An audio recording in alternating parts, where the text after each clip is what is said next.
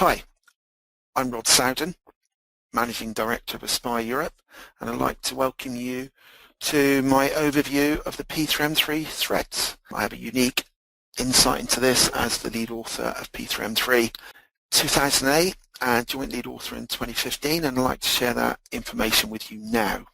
Okay, just a little bit about Aspire first. We were formed in 2004. We offer 3 core services. We do assessments, which is basically assurance of large programs. We do P3M3 assessments and capability assessments on specific processes or things like people's skills, that kind of thing.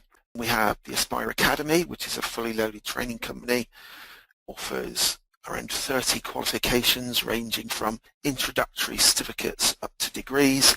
And we have Aspire Accelerate, which is our consultancy arm. We help set up and deliver large programs. Some of the notable achievements of Aspire Europe that signal us out from the herd: MSP lead authors for 2007 and 2011, P3M3 lead authors in 2008 and 2015. And it's important to say it's not just me. A number of my colleagues have been involved in the authoring teams, notably Jeff Lee was involved in 3 of the 4, and lots of members of the Aspire team helped to assemble the products and bring the projects in on time. We've also published 4 books under our own name. These were called the MSP Survival Guides, through the eyes of the SRO, the Program Manager and the Business Change Managers. These came from our experience of assessing and delivering big programs, and a survival guide to planning.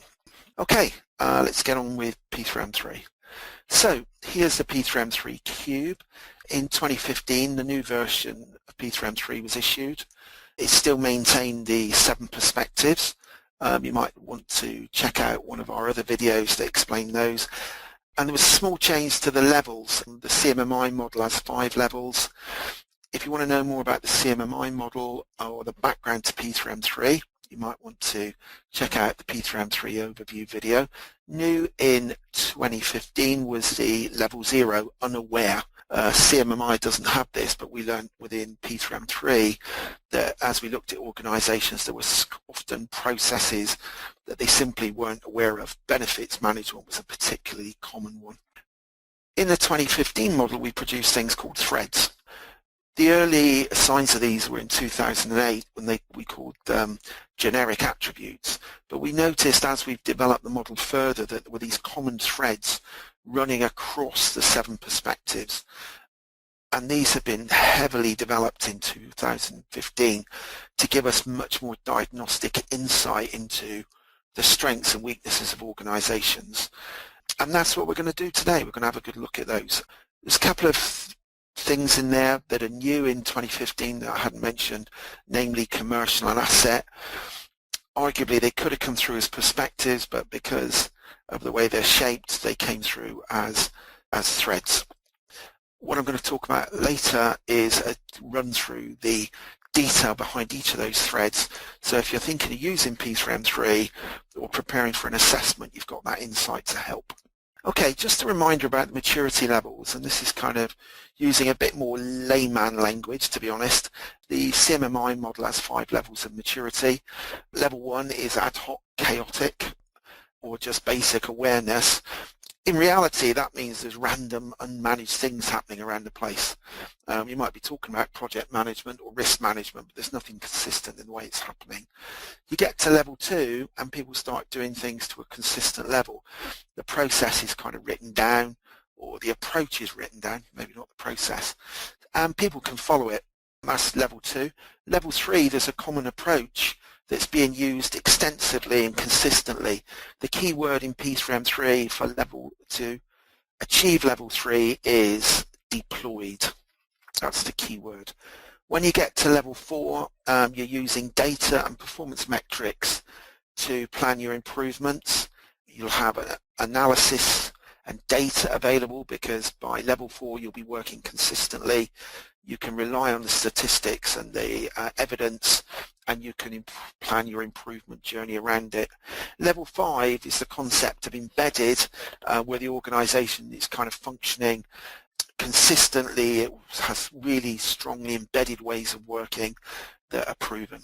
So that's the quick insight into P3M3 levels, and as I said earlier, this is kind of new to you. You might want to go back and do the overview module first. Okay, so we're going to actually explore the threads now and have a little look inside each one of them. So the common headlines that you're going to see, there's 13 threads. This is them on the screen. We have asset management, which is really around how you manage your physical assets and largely used in infrastructure and technology, not so big on business transformation programs. We have assurance, which is relatively straightforward. Behaviours, very difficult one to assess, and we'll explain the thinking behind it a little bit later. New in P3M3 2015 is commercial, and there's modules on buying, as in procurement and contract management, and then there's modules for those people who supply things to companies, so that's called commercial sale. New in P3M3 is information and knowledge management. That's at the core of getting from 3 to 4, so much stronger now as we understand different organisations. We've got the concepts of standards, processes is still there, organisations really around your people and how you manage them. Planning's at the core of everything. That was a generic attribute in the old model, but we're now looking at systems and tools that you could be using. Techniques, the more mature you get, the more sophisticated your techniques. And model integration. This is basically only used in portfolio and program assessments, and it looks at how the portfolio communicates downwards and controls what's below it. Similarly, it looks at how programs might control its projects. So an important development, but it only exists in portfolio and program modules. Basically, each one of these threads is made up of a number of what we call sub-threads, and these are topics that are relevant to all 7 perspectives and are clustered under these headlines. So what I'd like to do now is take you through a few slides that just gives you a bit of insight into what an assessment is going to look at when it arrives to talk to you. So if you use asset, and I would say this is really largely built around large infrastructure organisations, where we see it work really well is organisations like Network Rail in the UK, Transport for London. Those areas are big on asset management. When we were developing up the attributes, it was important for us to remember that we're not measuring your asset management maturity. What we're measuring is the maturity of the relationship between asset management and project management, or program management, whichever way it is. So what are we looking for when we're dealing with assets? We're looking for a process that controls the release of an asset into the possession of the project team, how it's managed, how its status is maintained, and how it's handed back into operational asset management. So to achieve this successfully, we're looking at competencies in asset management. We're expecting project people to have certain elements of that. How design management is affected and how that links across to requirements management in the project. Asset utilization report and performance reporting whilst it's in the custody of the project, and of course the handover procedures back into operations, making sure that the asset is at the required performance level that the investment has anticipated. So that's asset management. Assurance is pretty straightforward, and what we're looking for there is an independent review process in place. In the UK we have things like the government gateway process. Other organisations have internal audit or internal independent assurance teams, and we're looking for not only is the assurance happening so that there's a way for an organisation to stop or redirect or know that a project's running into trouble, but that there's a process running that actions and recommendations from the assurance reviews are being deployed. So we don't want assurance review investment being undertaken and then the actions not being taken. This just means a waste of money and time for everybody. So we're looking for those 2 sub-threads running when we look at assurance. Behaviours was a particularly difficult area to deal with in P3M3 2015. Generally we saw behaviours as, in the early days I think it was all about enthusiasm and commitment. What we actually realised was as you move up the maturity level, Behaviours are more around compliance and it's more about leadership compliance. So if we looked at the organisations that stick at levels 1 and 2, we find that there's leadership and sponsorship of projects and programs that at the first time of difficulty abandon process and go back to the old ways of working rather than try and follow a proven path. So leadership's a key area. We're looking for talent management so that the organisation is recognising where its critical resources are and that we've got succession plans in place for them, that there's motivations and rewards and behaviours are being linked to those, and big in many organisations nowadays is ethical behaviour. So within governance we touch on that area as well. A difficult area to manage during an assessment, very difficult to measure. However, the fact that it's there is, I think, a step forward into the new world of this area. The other one to think about is collaboration, which is taking things like BS 11,000 are becoming increasingly relevant, but that comes under commercial. Oh, and there we are, commercial. So commercial looks at procurement. Have you got frameworks? Have you got professional procurement in place? How are you exploiting the best from your supply chain? How are you doing knowledge transfer, which is largely the collaboration stuff?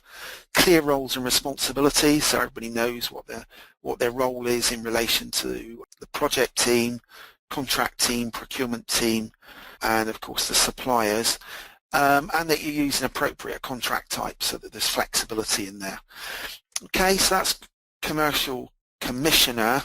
Commercial buy is really about marketing and sales. It's almost the reverse of this. So we haven't covered that on its own, but it's very similar. You know, just reverse them. Procurement options, this would be your approach to tendering, having different strategies, how you would approach roles and responsibilities within your organisation, etc. Okay, next up is process, still at the heart of most things within P3M3. We're really looking for project startup. Is there governance around that? Is there a way? Is there gates to stop and redirect projects? That's really a critical factor in a level 3 organisation. Big difference between 2 and 3 is they have the ability to stop and redirect. That we have a structured project closure and that the process steps identify, for example, risk. We identify, analyse, manage and look for improvements. In the lower maturity organisations we see maybe identification and analysis, and then management gets a little bit loose once the project goes into delivery and people are not going back reviewing effectiveness.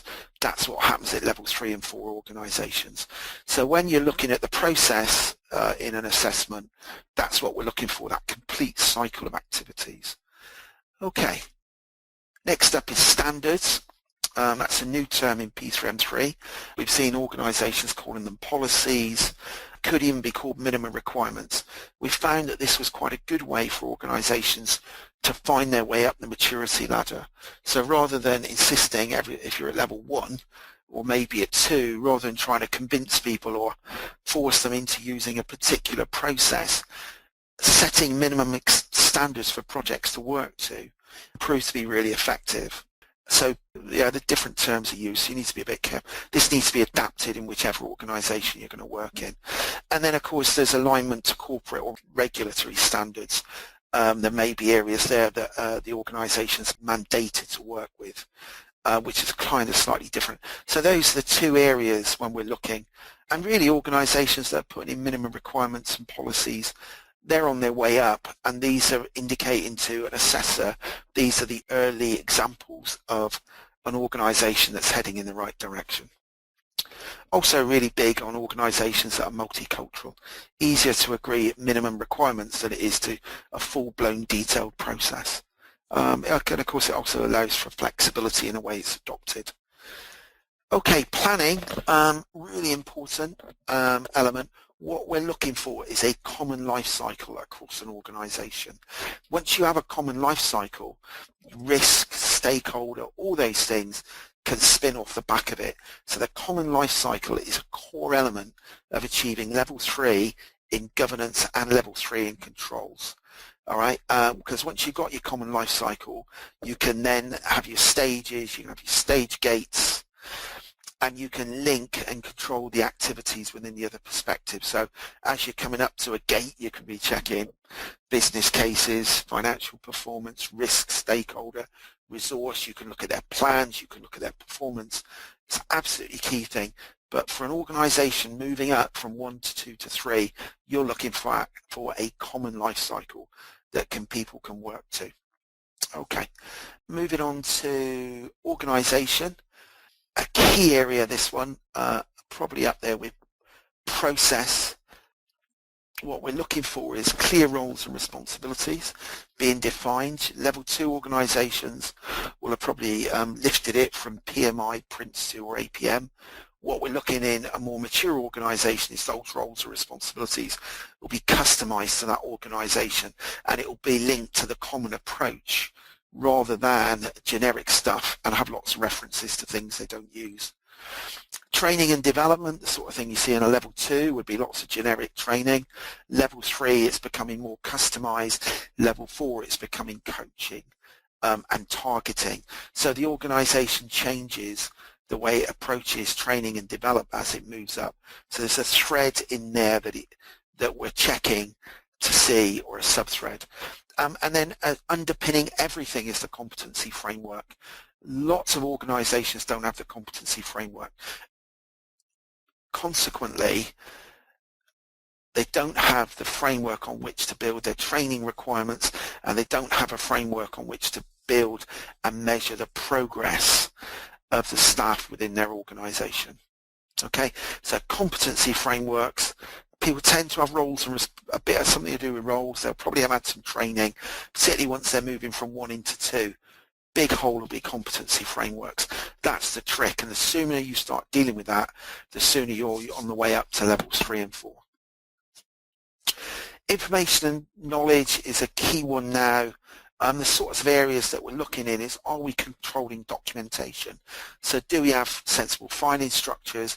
Can you access the data easily? If it's spread around a load of hard drives around the world, and that's not really what you're looking for. You're looking for some sort of central document repository, or at least shared filing structures.